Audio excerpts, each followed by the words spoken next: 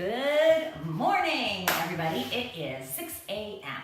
Thought I'd shoot this video between workouts. So I just finished one and I thought, let me take a break, get this video filmed for you guys because you guys are overachievers.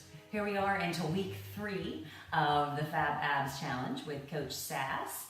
And I will tell you, this ab workout is kicking my butt too. Usually I tack it on at the end of a workout, which usually has some type of ab work. So to stick on 5 more minutes, and as these exercises are ramping up, I'm actually feeling that burn in that challenge too. I want you to know that because we're all in it together, right? So hopefully this week you are tightening up your diet. You're trying to incorporate some of those superfoods for abs that I sent in that very first article. I would love to hear more about some of the nutritional changes that you've made and what you're seeing. I know because I'm going to Vegas next week, I've been really tightening up my carbs, and this morning when I looked in the mirror, I kind of did a double take because I saw the beginning of a 2-pack. Got a couple more to get there, but 2s are starting to pop out, and all of that is because my diet is getting really tight. That's how you see great abs. You can have them, but whether you see them or not is only going to happen with what you've created in your kitchen. So let's talk about Circuit 3 because the exercises are getting harder because I want you to stay challenged. Planks are getting longer and we're moving down to elbow plank. We'll talk about that in a minute, but let me show you our modifications and changes for Circuit 3. So we're gonna start with one of my favorite upper abdominal exercises called the diamond crunch. And the reason I like that is because isometrically we're gonna hold our legs in such a position that it will activate the lower abs while working the top. So I like this one of my favorites from Shailene.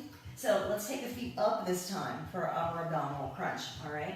And we're lightly imprinting the spine on the floor. I have my feet in a small diamond position, my knees tucked out, hands behind the head. Now, again, no yanking on the neck, rolling it forward into the chest, keeping that small little space like an orange held between your chin and your upper chest.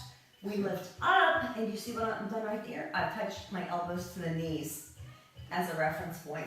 Up and down. Take it up and down. Up, diamond crunch. I just love this one. And at the top, give an extra squeeze in the lower abs. Woohoo! My favorite. All right, so let's talk about what's gonna happen now with the lower abs. Another one of my favorites I've been doing from my beast workouts. We're gonna do a tuck and roll. So I know you guys were saying this, you were having a struggle with the hip ups because those are really difficult, right? Now we're gonna turn this into more of a rolling lower abdominal crunch. And I actually really love this one. I'm gonna show you 2 ways because I like to do mine on a bench, but I'm gonna show you on the floor in case some of you don't have a step. Because not everybody has a big old step laying around their house. So let me show you what it will look like. I find it easier to anchor myself to something, and that's why I like using the bench. So for purposes of this, I'm gonna hold on to this giant barbell that I have behind me, just to make sure that I am actually tucking my pelvis up, a little more of an imprint of my spine into the mat. I'm gonna actually lift my feet up off the floor. Now this time I'm actually gonna roll my knees into my chest. When I roll them into where they won't go any farther, I'm gonna roll the hips up off the floor and back down, take the knees back out, touch those toes very lightly, and roll it back in. So you don't want to hold on to something. You can put your hands right here. Tuck and roll, hold and squeeze, and back. So my tempo might look something like this. I want to hold at the top, take it out and touch. Roll it up and touch. Now what I love is I can really feel this squeeze at the top right there, right? All right, tuck and roll. So let me show you on the bench what that would look like. These things are so versatile. If you don't do step aerobics, which I personally love and wish I did teach, they're great for weightlifting and they're great for things like this. So now I've anchored my hands at the back of the step, and what you're going to see is that I can really roll up and hold. Just hang out here for a while. Roll out and touch. Tuck and roll. And my feet can actually go a little lower off the step because of the elevation I've created. I love tuck and rolls. All right, one of my favorites. Let's talk about your next oblique move, which is now the Russian twist. So I'm gonna use a weight for this. That's an extra challenge you can add at any time. You do not have to. Or you can start off with a teeny weeny one, 3 pounds. I'm gonna use 15 to show you how you can progressively ramp this up. But you're gonna sit up to start on your sits bones. Roll it back till you have that nice C curve. So if you look right here, whoosh, C curve. Hold the weight in front of you. I like to hold it like this. You can even hold a soup can if you want to. Touch the elbows. So keep those knees together and you're gonna twist. 3 pounds is pretty easy. If you like the weight and want an additional challenge, take the feet off the floor for a Russian twist. Let me show you how you can do both of those moves with a really big weight. So here's my 15. I can do the same Russian twist. You really have to be a little more careful and slow your tempo down so you don't throw your back out. But it's possible, right? I was like, wow, that's really heavy. But I like to actually hold a heavier weight like this. So I have a little more stability here in the core. And you can hear me working, right? Because it's heavy. So you can pick that move. Super strong. You can take the feet off the floor, but with a really heavy weight, I'd rather you keep the feet still and work the obliques in that way with that heavy weight. You can be very careful with a heavier weight. But I know some of you just need that extra burn, right? So, last thing, planks. We've been holding in that nice extended long plank with the hands underneath the shoulders. Let's talk about making it harder. If you read your calendar correctly, you would see that your second set of planks last week was moving down your elbows. And I did forget to say that in the last video. I'm hoping you caught it. If you're not ready for that, stay on your hands. But the next challenge would, of course, be to take yourself down onto your elbows. I like to hold my hands here just for stability. I like that triangle position that I create. And then again, take the hips low. It's not here, it's here.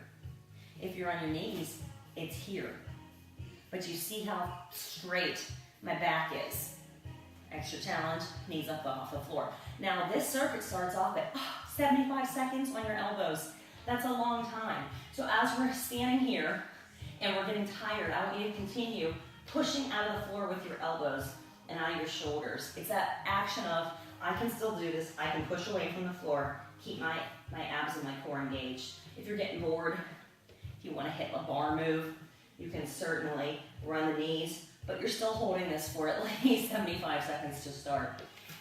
Perfect. Planks are getting stronger, right? Of course they are. Works your entire core, front and back. I know the bonus was challenging last week with the oblique, with the V sits. We're gonna add a dimension to that today with weights. So again, a little weight. I just have a 5 pound weight this time. The most I've ever done this exercise, probably 10. I'm gonna show you with 5s. So let's go back onto our back for a new bonus move. Feet up in the air. Take your right hand extended, and I want you to let your legs shift to the right without letting your hips roll up off the floor. Take the weight in the other hand and keep it near your chest. It's almost like I'm going to do a chest press, but instead, what I'm going to do is take my legs to the side. I'm going to reach with the weight towards my toes and pull it back. Push up and back. So I have this thing out for stability. Of course, I am coming up on my elbow there, just to make sure that the action of my chest press is correct as well, all right, and back. So yes, you can do a heavier weight. Let me grab one. Here's 8. Here's 8. Feet fall to the side. I push up and back, up and back. Somewhere set of 10 to 15, switch sides, right? So you can see on this side here, my starting position is, I take my other hand out, can't find the space because my bench is there, and I push up and back. So really think about sitting up tall, making that V position, and pulling back. You like that? Think it's going to be a challenge this week? Of course it is. Let's check it out. By the end of this week, you're going to elbow plank for 2 minutes. Can you do it? Of course you can. That's how you get that panic dynamic. Oh, I got to go do some cardio. I'll see you next week.